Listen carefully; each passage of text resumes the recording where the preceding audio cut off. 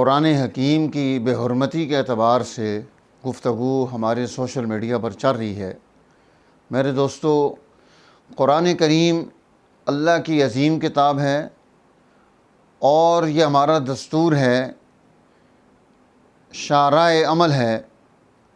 قرآن ایک قانون دیتا ہے، ایک سسٹم دیتا ہے، ایک نظام دیتا ہے۔ قرآن عدل پیدا کرتا ہے۔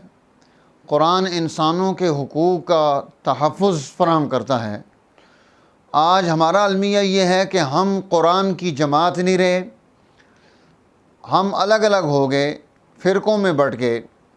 میرے دوستو، ہمیں قرآن کے ساتھ وحدت اختیار کرنے کی ضرورت ہے، ایک ہونے کی ضرورت ہے۔ جب ہم ایک ہو جائیں گے، جب ہم اپنے اندر وحدت پیدا کر لیں گے، جب ہمارا غلبہ پیدا ہو جائے گا، ہمارا اپنا سسٹم ہوگا، قرآن کا قانون ہوگا، تو پھر دنیا کی کسی قوم کو اور کسی حکومت کو جرأت نہیں ہوگی کہ وہ اللہ کی کتاب کے بارے میں کوئی غلط رائے پیش کرے یا اس کی بے حرمتی کرے۔ اصل بات یہ ہے کہ ہم اپنی پاکستان کی حکومت سے اور اس کی وساطت سے دنیا کی تمام حکمرانوں سے یہ کہنا چاہتے ہیں کہ وہ اس پر کوئی اجتماعی قانون پیدا کریں۔ جس طرح ہمارے ملک کے جھنڈے کی تعظیم ہے، دنیا کے تمام ممالک کے جھنڈوں کی تعظیم ہے، ان کے قوانین کی تعظیم ہے۔ کسی ملک کے قانون کو توڑنے والا مجرم قرار پاتا ہے، اسے جرم تصور کیا جاتا ہے، سزا ملتی ہے اور باغی قرار پاتا ہے۔ تو قرآن حکیم بھی ہم مسلمانوں کا قانون ہے، دستور ہے۔ تو ہمیں اپنے اس قانون اور دستور پر اور اس کے تحفظ کے لیے جد و جہد کرنی ہے، کوشش کرنی ہے۔ تو آج بڑی ضرورت ہے قرآن کی جماعت بننے کی۔ ہماری نئی نسل جذباتیت سے نکلے، اپنے اندر وحدت پیدا کرے، اجتماعیت پیدا کرے۔ جماعت صحابہ نے قرآن کو جس طرح سے لیا تھا اور دور پیدا کیا تھا، آج اس طرح سے پھر قرآن حکیم کی جماعت بن کر دور پیدا کیا جائے۔ جماعت اہل بیت نے جس طرح سے قرآن پاک کا تحفظ کیا اور اس کی جماعت بنے اور اسے دنیا میں نافذ العمل کیا، اس کا سسٹم پیدا کیا، آج ہمیں پھر یہ پیدا کرنے کی ضرورت ہے کہ ہم قرآن حکیم جو اللہ کی بے مثال لا ریب کتاب اللہ کی طرف سے ملی ہے، ہم اس کتاب کے ساتھ اپنا تعلق پیدا کر لیں۔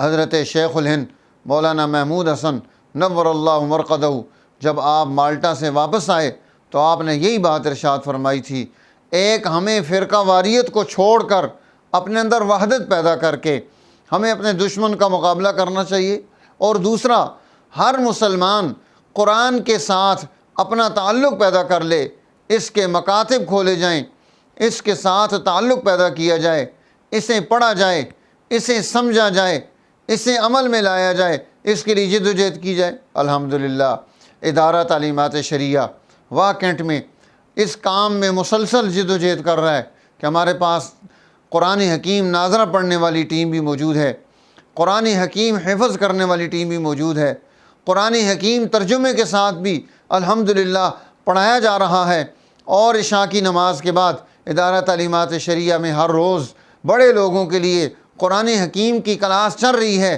ہمارے تمام دوستوں کو ہمارے ان دینی سلسلے میں شامل ہو کر قرآن حکیم کے ساتھ تعلق اور نسبت پیدا کرنا چاہیے، تاکہ ہم دنیا انسانیت کو دکھا سکیں کہ قرآن وہ عظیم کتاب ہے جس کے ساتھ جڑنے سے انسان دنیا میں آخرت میں کامیابی حاصل کرتا ہے۔ ہم اس حکومت سے بھی اور اس کے چلانے والوں سے بھی یہ کہتے ہیں کہ وہ اپنے ملک میں امن و امان کو قائم کرنے کے لیے اور اس کے استحکام کے لیے درست فیصلے کریں، غلط فیصلے نہ کریں۔ آزادی اظہار رائے کے نام پر ہم اگر کسی کی دل آزاری کرتے ہیں تو یہ جرم تصور ہوگا۔ اللہ تعالیٰ تمام انسانوں کو ہدایت کا راستہ نصیب فرمائے۔ قرآن حکیم کی عظمت مزید تمام لوگوں کے قلوب میں پیدا ہو۔ الحمدللہ جس نے بھی نان مسلم نے بھی اللہ کے قرآن کا مطالعہ کیا ہے تو وہ اس مطالعے کے بعد اس نتیجے پر پہنچا ہے کہ یہی وہ عظیم کتاب ہے جس کو پڑھ کر وہ دنیا اور آخرت کی کامیابی حاصل کر سکتا ہے۔ اس کے علاوہ کوئی اور ایسی کتاب نہیں جس میں ہر مسئلے کا حل موجود ہو۔ آپ کے دل و دماغ میں جو بھی سوال پیدا ہوتا ہے اللہ کا قرآن اس کا جواب دے رہا ہے۔ آپ قرآن کی طرف رجوع کریں گے، قرآن ہر چیز کا، ہر بات کا، ہر آپ کے ذہن میں پیدا ہونے والے مسئلے کا، ہر لا ینحل چیز کا آپ کے سامنے ایک بہترین سلوشن اور حل رکھے گا۔ آپ قرآن کو پڑھ کر تو دیکھیں، اس کا ترجمہ پڑھیں۔ یہ فرقہ واریت کی کتاب نہیں، یہ انسانیت کی کتاب ہے۔ اس کتاب کا تعلق صرف مسلمانوں سے نہیں، تمام انسانوں سے ہے۔ ہدی للناس، ہدی للمتقین، ہدی للعالمین۔ یہ جو ہے نا تمام انسانوں کو، عالمین کو اور تمام دنیا کے انسانوں کو اس یہاں سے رہنمائی ملتی ہے، اس کتاب سے۔ تو اس لیے اس کتاب کے ساتھ تعلق اور اسے پڑھنا اور اس پر عمل کرنا یہ بہت بڑی کامیابی کی بنیاد ہے۔